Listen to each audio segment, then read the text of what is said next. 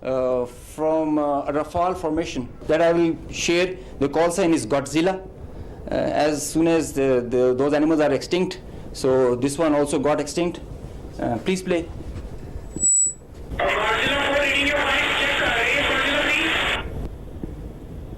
So he's asking whereabouts of his formation member.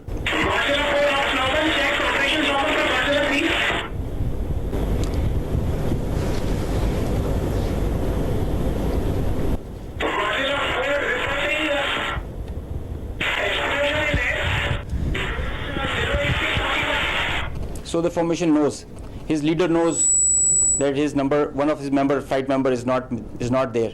They have an RT. This is the original RT that they are exchanging, and they're asking about his position. He's giving his own operations as fine, but he has claims that I've seen an explosion in the air. And I will share this detail. This is a long RT that we have. If we can hear one RT of one formation member, we can hear all of them in panic and in distress. So the idea was to just to first of all thank Allah, the Almighty, and dedicate this historic face-off to the Pakistani nation for their trust and faith in the armed forces. Very special thanks to the military leadership for their foresight and all-out support by the Chief of the Army Staff, and especially to the Chief of the Air Staff for his guidance, strategic vision, and the direction that he gave to the Air Force to create history like this. He really led from the front. He was involved all the way during this operation, spearheaded it, choreographed it, and we call it the new art of war. This BVR fight of a couple of dozens up to 70 from their side, about 40, crossing 100, is the first ever in the history of aviation. It is going to be taught as a textbook case and a study and a reference material in the aerial combat history. I will distill some tactical details for you because they impact on the larger strategy, and run through very quickly so as to bring you all up to speed on what happened and how did it happen. This is the Indian side, this is the Pakistani side. We had some gaps in the north, center, south, and AEW just to support it. And the IAF fighters started an initial build-up that was picked up from the north and the center across IB at 0010 hours. And by that time, PAF had initiated its response within 2 minutes. By 0012, our response was activated. The IAF started to get their fighters get airborne in large numbers. By the time it has come to 12:30, we were pretty sure that this is going to be the day and the time to knock some sense into these guys once again. So we commenced our multi-domain operations, the pride and joy and the new concept of war that we have. This is the picture that's getting jumbled up. We have huge number of IAF fighters that are stacked up in azimuth and in vertical all across, and the PF DCA response is in position. The complete package, when it gets into shape, it is on 4 axes, and we perceive that they will have 4 incisions just to embroil.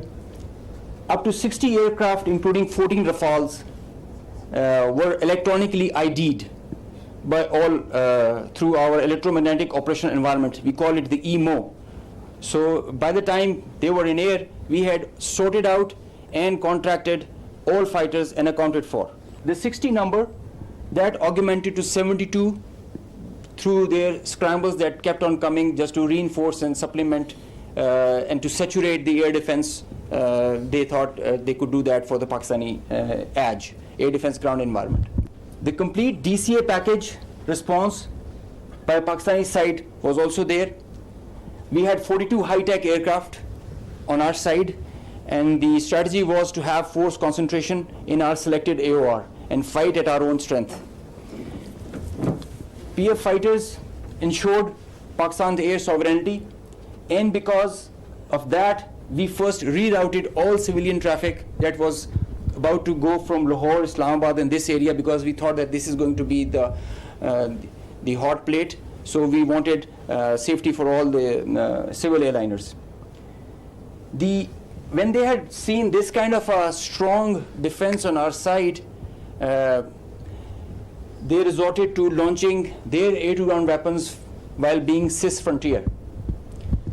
And as soon as they had launched the weapons, we could ID that instantly. And the Chief of the Air Staff, as I mentioned, he was in the COC. He has been there for a couple of nights. I have seen him there. So when I said that he spearheaded and he led from the front, he really did that. And he changed the contract. We were given the rules of engagement first to deter.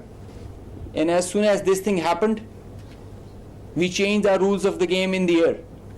From deter to assure kill, deny own loss. PAF strategy changed. We had a plan. We thought that Indians, the last time they said that they would have Rafales and they could have created any difference. So we targeted their center of gravity and the Rafales. That's why you see good numbers for that. We would have had more numbers, but we showed restraint. Ladies and gentlemen, the thing about this whole playtime was this thing lasted for more than an hour.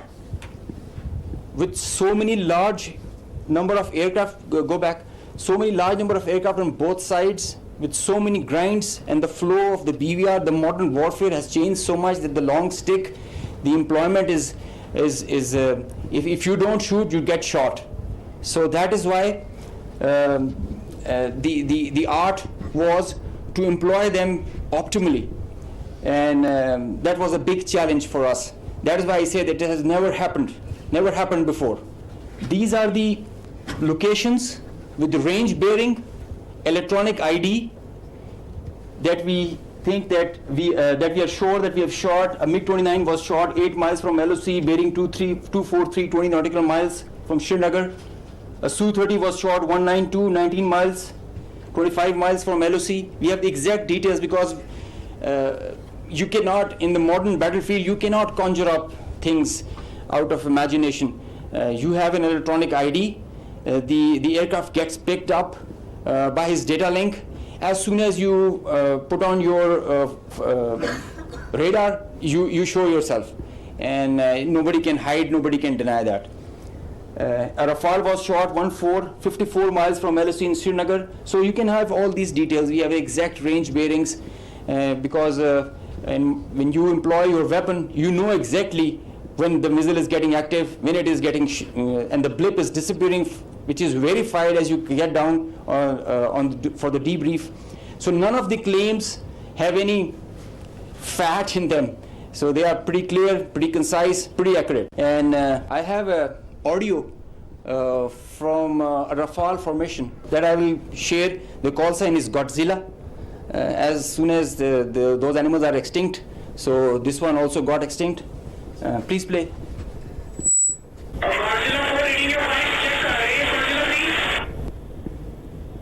So he's asking whereabouts of his formation member.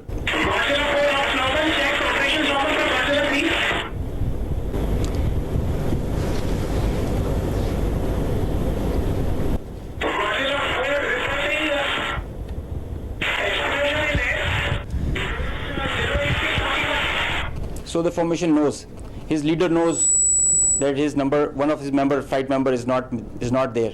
They have an RT. This is the original RT that they are exchanging, and they're asking about his position. He's giving his own operations as fine, but he has claims that I've seen an explosion in the air.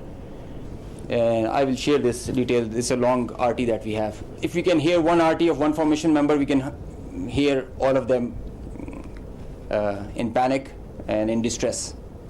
So the idea was to just to prize you guys and to share with you how complicated this was, how this example can be taken not to do when you know that the adversary has the long stick, but I must say that it is not the equipment that matters all the time. It is the training, it is the leadership that gives you the direction and the ownership that it shows. That's what matters. And the training, the operational competence that the whole formation has.